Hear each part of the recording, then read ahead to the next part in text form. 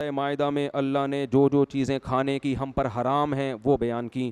حرمت علیکم المیتہ, مردار کھانے کی اجازت نہیں. بکری مر گئی, اٹھا کے کھا لیا, چائنا والے کھا لیتے ہیں مرا ہوا کتا بھی, ہمیں مری ہوئی بکری کھانے کی بھی اجازت. بولو کوئی چائنا والے بیٹھے ہوں تو پیش کی معذرت بھائی. فرمایا والدم, خون کی اجازت نہیں ہے, انسان ہو تم, ہم خون نہیں پی سکتے, سمجھ رہے ہو. اور یہ جو اونٹ کا خون نکال رہے ہوتے ہیں نا گھٹنوں پہ ڈالنے کے لیے جوڑے, یہ بھی چھوڑ دیں, یہ خون ناپاک چیز ہے, استعمال کی چیز نہیں ہے. اکثر میں نے دیکھا خون کو اونٹ کو نہر کرتے ہیں لوگ, بالٹیاں لے کے کھڑے ہوتے ہیں پتہ نہیں گھٹنوں کے درد کے لیے, گندی ناپاک چیز ہے, چھوڑ دو بھائی اس کو اپنے حال پہ. اللہ فرماتے خون بھی تم پر حرام ہے. ولحم الخنزیر, خنزیر سور کا گوشت بھی حرام ہے. وما اہل لغیر اللہ بھی, جس جانور پر اللہ کا نام نہ لیا جائے, اللہ کے علاوہ کا نام لیا جائے, وہ جانور بھی حلال نہیں ہے. یہاں تو اللہ نے یہ فرمایا, دوسرے مقام پہ فرمایا جس جانور پہ اللہ کا نام نہ لیا جائے وہ بھی مت کھاؤ. اس سے پتہ چلتا ہے کہ جو یورپ میں مشینی ذبیحہ ہے یہ بھی حرام ہے.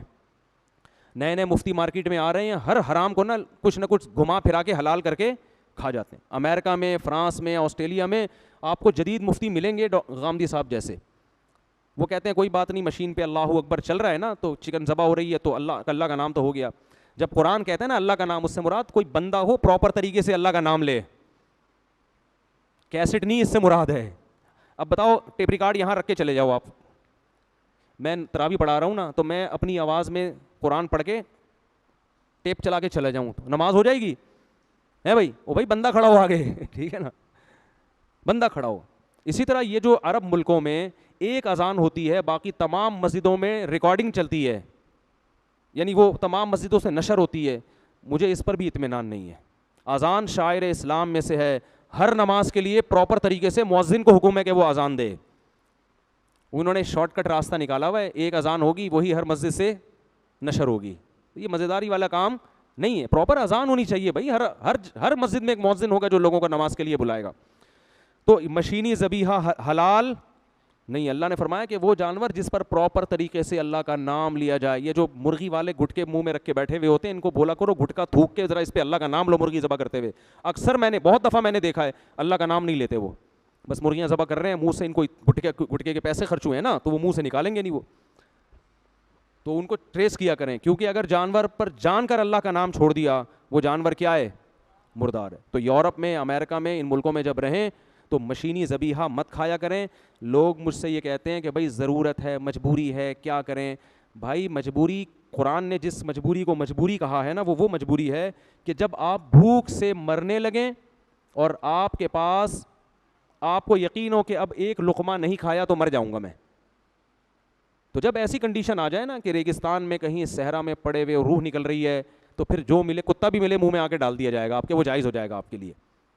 تھوڑی دیر کے لیے انسان یعنی تھوڑے وہ کتا پن جو ہے نا دکھا دے وہ, لیکن یہ کوئی مجبوری نہیں ہے, کیونکہ چکن کھانا فرض نہیں ہے اسلام میں, میٹ کھانا فرض نہیں ہے. ایسی صورت میں آپ سبزیاں کھا کے گزارا کریں.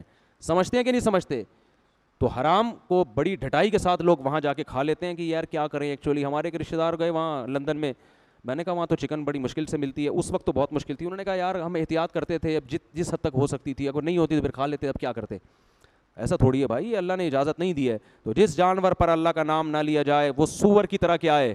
حرام ہے, چاہے وہ دیکھنے میں کتنا اچھا لگے. اور اللہ نے فرمایا والمنخنقۃ, وہ جانور جس کو گلا گھوٹ کے مارا جائے وہ بھی حرام ہے. والموقوذۃ, جس کو پتھر سے مار کے ہلاک کیا جائے وہ جانور بھی کیا ہے؟ حرام ہے.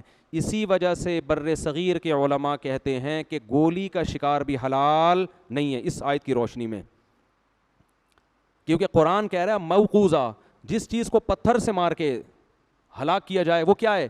حرام. یعنی دھار والی چیز تو حلال ہے, جیسے تیر ہے یا چھری میں دھار ہوتی ہے نا, تو گولی جو ہے نا, گولی اس میں دھار نہیں ہوتی. یہ جو آر پار ہوتی ہے یہ دھار کی طاقت سے نہیں ہوتی بلکہ پھینک کی طاقت سے ہوتی ہے. تو یہ بھی پتھر ہی کے حکم میں ہے. پتھر کبھی پتھر کا ہوتا ہے, کبھی لوہے کا بھی ہو سکتا ہے وہ. تو قرآن نے کوئی فرق نہیں کیا. یعنی آپ کسی جانور کو کھینچ کے پتھر ماریں اللہ اکبر کہہ کے, وہ پتھر اس کے آر پار ہو جائے گا, اس سے خون نکلے گا, پھر بھی وہ جانور حلال نہیں ہوگا. اب بعض عرب علماء کہتے ہیں کہ گولی جو ہے نا وہ کیا کرتی ہے؟ خون بہا دیتی ہے جانور کا, اس لیے وہ حلال ہے. ہم یہ کہتے ہیں کہ قرآن نے کہا پتھر سے مارا ہوا جانور حرام ہے، اس میں قرآن نے کوئی شرط بیان نہیں کی کہ اس کا خون نکلے یا نہ نکلے. تو گولی میں کیا ہوتا ہے کہ پتھر آپ ہاتھ سے پھینکتے ہیں، اس کی اتنی طاقت نہیں ہوتی کہ آر پار ہو جائے. گولی ایک ایسا پتھر ہے جس کے لیے آپ ایک اسلحہ استعمال کرتے ہیں. ایسا ہی ہے جیسے اس کی نال میں پتھر رکھ کے فائر کر دیں یا کلاشن کوف کی گولی رکھ کے فائر کر دیں، حکم پہ کوئی فرق نہیں پڑے گا. ہاں کلاشن کوف کے آگے یعنی کوئی ایسی بندوق ہو جس کے آگے دھار ہو، یعنی تیر لگا ہوا ہو، بلیڈ لگی ہوئی ہو، اس سے اگر بسم اللہ اللہ اکبر پڑھ کے فائر کریں گے، وہ اگر آر پار ہوگا اور اس سے خون نکل جائے گا جانور کا، تو وہ جانور کیا ہو جائے گا؟ حلال ہو جائے گا. دھار والی چیز جانور پہ لگنا ضروری ہے. جو پھینکنے کی طاقت کی وجہ سے اندر جاتی ہے اس سے جانور حلال نہیں ہوتا. یہ دور اباحت پسندی کا ہے، لوگ آسانیوں کی طرف جا رہے ہیں. تو جب پرندوں کا شکار کرنے جایا کریں، جانور کا شکار کرنے جایا کریں، تو اگر آپ نے گولی سے شکار کیا ہے تو اگر ذبح کرنے کی نوبت نہ آئے تو وہ جانور مت کھایا کریں، اس کو کیا کر دیں؟ چھوڑ دیں، وہ حرام ہو گیا. ہاں آپ نے گولی سے شکار کیا، قریب گئے، جانور تڑپ رہا ہے، آپ نے اس کے مرنے سے پہلے اس کے گلے پہ چھری پھیر دی تو وہ جانور کیا ہو جائے گا؟ حلال.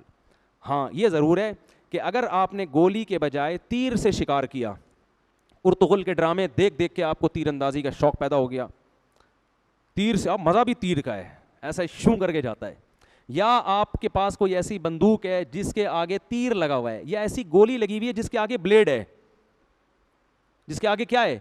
بلیڈ ہے، تو پھر جب آپ اس سے شکار کریں گے بسم اللہ اللہ اکبر پڑھ کے، وہ شکار اگر جانور کو، وہ تیر اگر جانور کو لگے گا تو اس میں فوراً آپ پر لازم ہے کہ آپ جانور کی طرف بھاگیں، اور وہ تیر آپ نے پھینکا اللہ اکبر پڑھ کے، آپ جیسے ہی جانور کے قریب پہنچے پتہ چلا جانور کا انا للہ ہو چکا ہے، تو بھی وہ جانور حلال ہے. سمجھتے ہو کہ نہیں سمجھتے ہو؟ تو بھی وہ جانور کیا ہے آپ کے لیے؟ حلال. لیکن آپ قریب گئے، دیکھا کہ ابھی تڑپ رہا ہے اور آپ نے اسے ذبح نہیں کیا، پھر وہ جانور آپ کے لیے حلال نہیں ہے.